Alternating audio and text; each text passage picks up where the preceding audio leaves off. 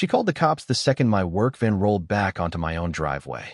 No knock, no question, no excuse me, sir. Just her manicured finger stabbing toward my gate while she told the dispatcher I was trespassing on HOA common property and refusing to comply. By the time the deputy's cruiser crunched up the curb, she already had her clipboard out, smiling like Christmas came early and I was the naughty child finally getting coal. What she didn't know, what her tiny tyrant brain couldn't possibly compute, was that 5 minutes earlier, while she was speed dialing 911 like it was Black Friday, I'd already pulled up the county recorder's document proving her entire HOA had zero legal right to touch my lot. Not overstepped. Not abusing power. Legally non-existent over my driveway. One radio call later, her smile melted faster than cheap foundation in July, and the empire she'd built on fake rules and neighbor fear began its glorious, laugh-out-loud collapse. Ever had a Karen who thought a laminated badge made her God? Stick around, this one gets better. I'd lived in Willow Creek Estates for 8 quiet years before the HOA decided my quiet corner of suburbia needed elevating. My house sits at the end of a long private driveway that predates every covenant they scribbled on napkins at their first board meeting. I run a small logistics consulting gig out of the garage, vans coming and going with samples, not semis blasting horns at 3 a.m., but enough traffic that misses. Clipboard noticed. Her name was Linda Hargrove, but everyone just called her the president, the way cult members whisper the leader. Perfect blonde bob, always in pastel polo shirts with the HOA crest embroidered like it was the presidential seal, and that clipboard glued to her chest like body armor. She patrolled the sidewalks every evening at precisely 6:47 p.m. I timed it, measuring grass blades with a little ruler and tut-tutaying at anything that dared to be 2.6 inches instead of the sacred 2.5. Neighbors joked she'd find the sun for setting too early if she could write a bylaw for it. The first time she targeted me, it was almost funny. I was unloading boxes from the van when she materialized at the curb, lips pursed like she'd tasted expired kombucha. "Mr.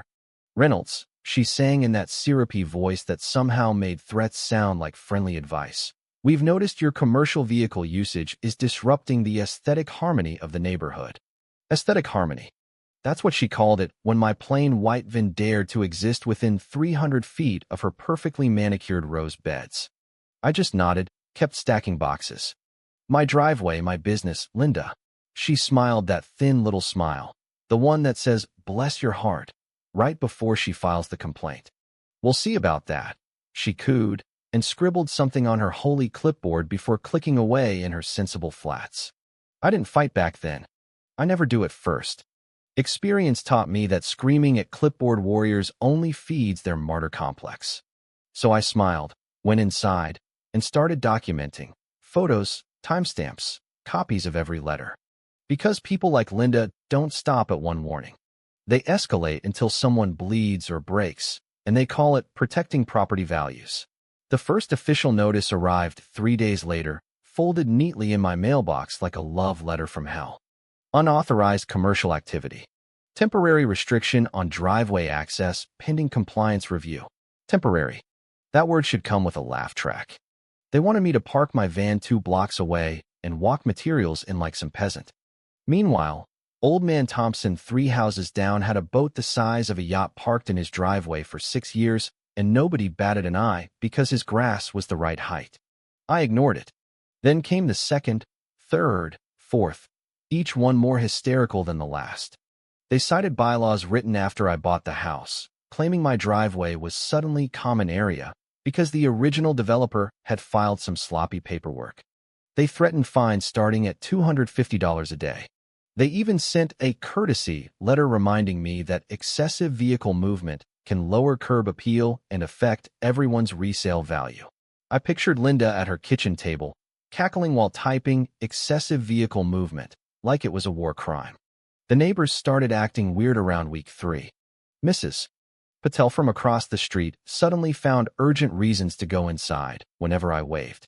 The guy who used to borrow my leaf blower now crossed to the other side of the street like I had the HOA plague. Rumors spread faster than dandelion seeds. He's running some shady operation. Linda says he's devaluing all our homes.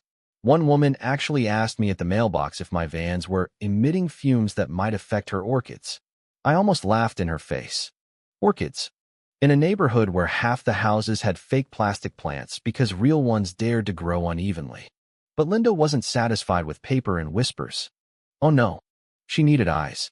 One crisp Saturday morning, I stepped outside to find 3 brand-new security cameras mounted along the shared fence line, angled straight down my driveway like sniper scopes. Not pointed at the street. Not at common areas. My driveway. My private property. I stood there in the early sun, coffee in hand, and just stared. The little red lights blinked like they were mocking me. Later that afternoon, I caught 2 board members, Linda's loyal minions, crouching in my flower bed taking pictures of my van's license plate. When I cleared my throat, they jumped like startled deer. Just documenting, one stammered. For the record, I smiled the way you smile at a toddler throwing a tantrum. Document this. Get off my property. They scurried away, but not before Linda's voice carried from the sidewalk. We're only trying to help, dear. Compliance is kindness. Compliance is kindness. I wrote that one down and laughed so hard my dog looked concerned. That's when the real isolation kicked in. Invites to block parties dried up. Conversations at the community mailbox got shorter than a politician's promise. People who used to chat about the weather now studied their shoes like they contained state secrets. Linda had turned the whole street into her personal fear factory, and everyone was too scared of a $50 fine or a nasty letter to stand up. I kept working. Kept unloading vans at 7 a.m. and 6 p.m. because clients don't care about pastel polo shirts and clipboards. Every time I drove in, I felt their curtains twitch. Every time I drove out, I heard imaginary whispers. It was exhausting, but something in me refused to flinch. I'd built this life with my own hands, late nights, early mornings, honest work. No entitled suburban dictator was going to turn my driveway into her personal fiefdom. The final notice came taped to my gate like a wanted poster. Final warning. Unauthorized re-entry to restricted area. Police involvement will be requested for trespassing. Trespassing. On my own driveway. The paper smelled like her lavender hand sanitizer and desperation. That was the moment I knew she'd gone all in. She wasn't just mad about curb appeal anymore. She was terrified I'd keep existing without her permission. And that fear made her sloppy. Because while she was busy printing threats, I was busy printing proof. The county recorder's office had been very helpful when I explained the situation. One old deed, one recorded easement from 1998, 3 years before the HOA even existed, stating my lot and its full driveway access were never, ever subject to any future covenants. The developer had screwed up the filing, and nobody caught it until now. Legally, Linda's kingdom stopped at my mailbox. I folded that document, slipped it into my glove box, and waited. Calm isn't weakness. Calm is loading the gun. The sound of tires on gravel hit different that afternoon. Slow. Deliberate. The deputy's cruiser eased up like it knew it was walking into a circus. I stayed right where I was, leaning against my van with my arms loose, the smell of cut grass and diesel mixing in the warm air. Linda was already in position, perfectly staged half on the sidewalk, half on my property line, clipboard thrust forward like a shield. Her smile was dialed up to 11, the kind of smile that says, I've been rehearsing this in the mirror since breakfast. Thank you for coming, officer, she began, voice dripping practiced concern. We've had repeated violations of our community guidelines. This gentleman refuses to respect the restricted access. Restricted. She said it like my driveway was Area 51 and I was an alien invader with bad taste in vehicles. The deputy, a tall guy with the patient eyes of someone who's broken up too many HOA wars, nodded once. Neighbors were materializing like zombies at a yard sale. Mrs. Patel suddenly needed to water flowers that weren't dry. The Thompsons walked their dog in circles. Everyone wanted front row seats to the show, but nobody wanted to admit it. Linda kept going, gesturing grandly. We've issued multiple notices. He continues to use the common area for commercial purposes. It's affecting property values. Property values. The sacred HOA mantra. I could almost hear the cash registers in her head dinging every time she said it. The deputy turned to me. Sir, what's your side? I kept my voice even. The way you talk to someone holding a gun made of paperwork. This is my driveway. My property. My easement.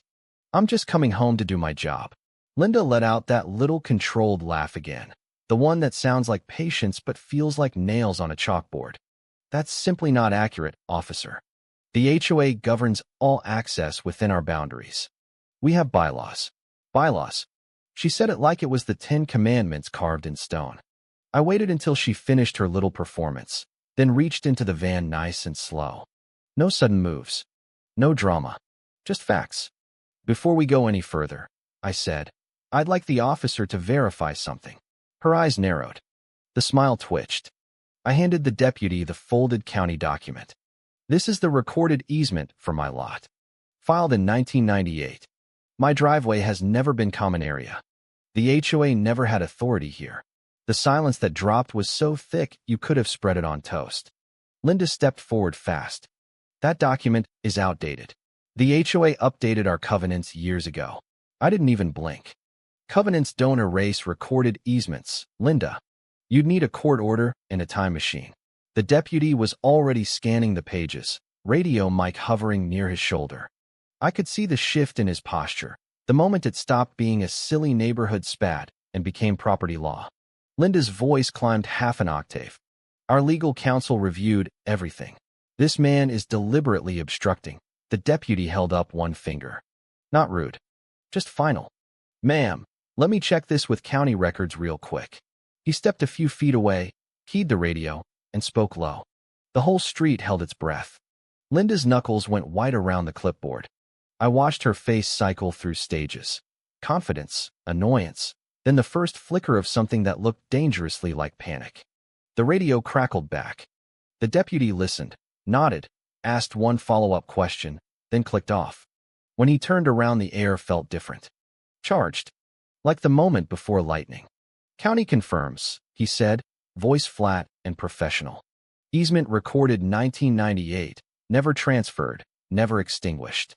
Still active. HOA has no jurisdiction over this driveway or access. He looked straight at Linda. Ma'am, calling law enforcement to enforce rules you don't legally have is a problem. Her mouth opened. Closed. Opened again. The clipboard actually dipped like it had suddenly gained 10 pounds. But we issued notices. We followed procedure. We were protecting the neighborhood. The deputy didn't raise his voice. He didn't need to. Procedure doesn't override recorded title. You need to stop all enforcement actions on this property immediately. Further attempts could be considered harassment. Harassment. The word landed like a slap. The neighbors who'd been pretending to mind their business suddenly found the ground fascinating. Linda's perfect posture cracked. Shoulders dropped. That smug glow she'd worn like perfume evaporated, leaving behind something small and sweaty and human. She tried one last desperate swing. This is outrageous. The entire board will hear about this. The deputy just handed her back her stack of worthless notices. You do that, ma'am. But right now, this gentleman is free to use his driveway however he sees fit. No restrictions. No citations. We're done here. He gave me a small nod. Respect between two people who understood paperwork beats posturing every time. Then climbed back into the cruiser. The engine rumbled to life and the car rolled away, leaving nothing but dust and the sound of Linda's empire cracking wide open. The papers in her hands fluttered like dying butterflies as she stood there, mouth working but no sound coming out. For the first time since I'd known her, Linda Hargrove looked small. Not defeated yet. People like her never go quietly, but exposed. The neighbors who'd spent weeks avoiding my eyes were now staring openly, recalculating every nasty letter they'd received, every whispered rumor they'd passed along. Mrs. Patel actually dropped her watering can. The Thompsons forgot their dog was even on the leash. The silence stretched until it felt almost merciful when Linda finally bent down, stiff as a rusty gate, and started scooping up her spilled violation notices. One page stuck to her sensible flat. She peeled it off with shaking fingers, and I swear I heard someone in the crowd stifle a laugh. By sunset, the county had already emailed formal notices to the entire HOA board. All enforcement actions involving my property suspended pending full review. By morning, the board members who'd once marched in lockstep with Linda were suddenly discovering urgent family emergencies and personal reasons for resigning. Emails flew. Whispers turned into open conversations at mailboxes. People who'd crossed the street to avoid me now stopped to apologize in quiet, embarrassed voices.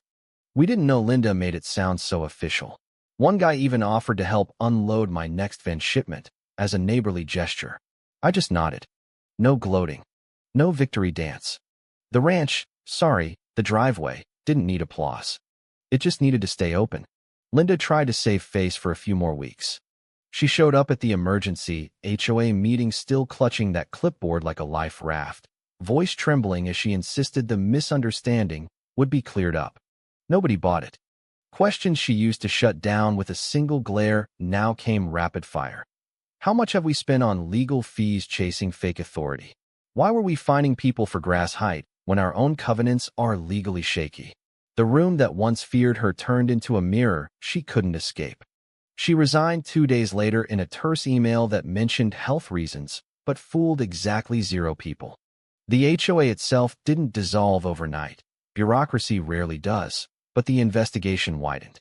County auditors started asking uncomfortable questions about how many other lots had been strong-armed under the same faulty paperwork.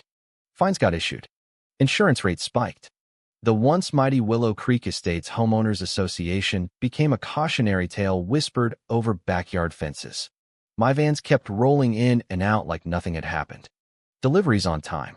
Clients happy. Grass grew whatever length it damn well pleased.